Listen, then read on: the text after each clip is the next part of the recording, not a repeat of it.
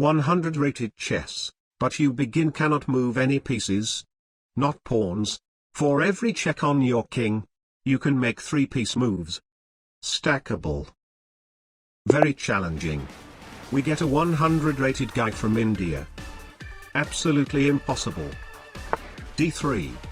So since I need my king to get checked, opening up the king is obviously the most practical plan for the challenge. F5. A bit dangerous, but my opponent won't be able to refuse the attractiveness of this lethal diagonal. D4. D5. Queen and bishop. Anything worse? Or not?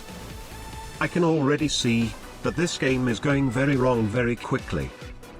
H6. He develops the other knight. G5. Literally stopping his dark square bishop from being developed. His only choice is to open up his light square bishop.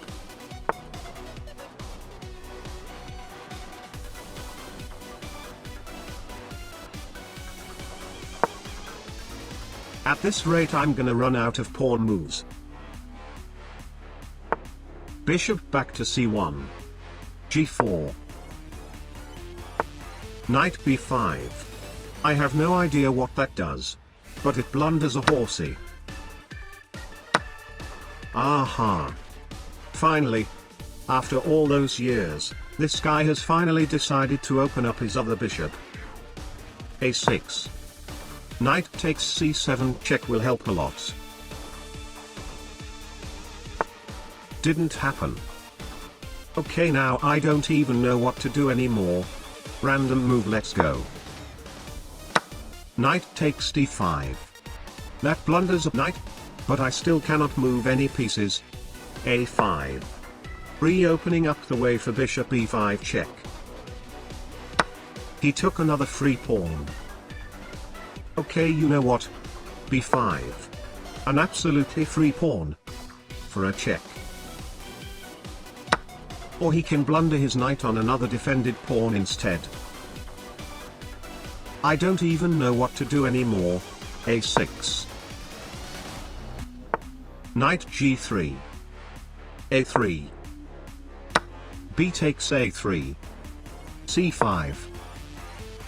d takes c5.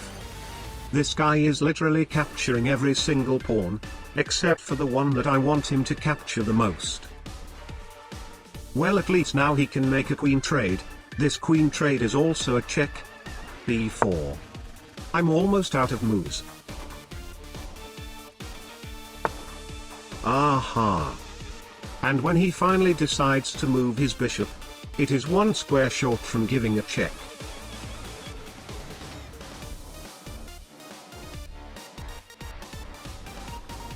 b takes a3.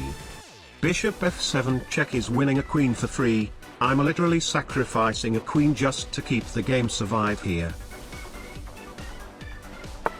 But instead he sacrifices his bishop to keep my pawn moving. I guess that also works. For some absolutely not understandable reasons, my king is completely exposed to attacks. And yet I'm still having a material advantage. Aha. 18 moves in. This guy has finally given a check. And you know what? I'll sacrifice a piece for even more checks. Take it and fork my rook, please. Thank you. Bishop d7. Now take my bishop for another check so you can defend my pawn from promotion. Didn't happen. I'll promote the pawn. That should count as a pawn move. And yes, you can leave a comment to backseat my blunder in this position. Queen takes a1.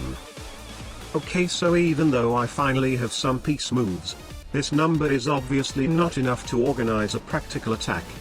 e5. Give me a check. Any checks? Yes. I'll block with the queen.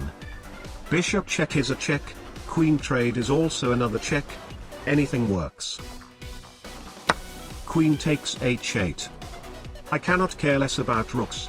Knight f6. Knights are not very optimal for this challenge as they usually require a lot of moves to be useful. But at least this one has the potential to remove the enemy bishop. King d1. It is finally time to attack. Rook takes a2. Okay, at this point I already lost counting. Let's just hope that the amount showing on screen is enough for a proper checkmate. If not, then future Simp will end the video as soon as I'm breaking the rules. h4. At least I know we will eventually get one more check. Queen takes c5. Bishop g6 check. King e7. Bishop e4 again. Aha! That blunders are very simple and easy to see. Checkmate in 14. Knight takes e4.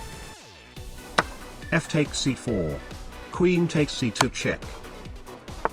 King e1 is forced. Time pressure. Queen takes f2 check. King d1 is forced. Queen to d2.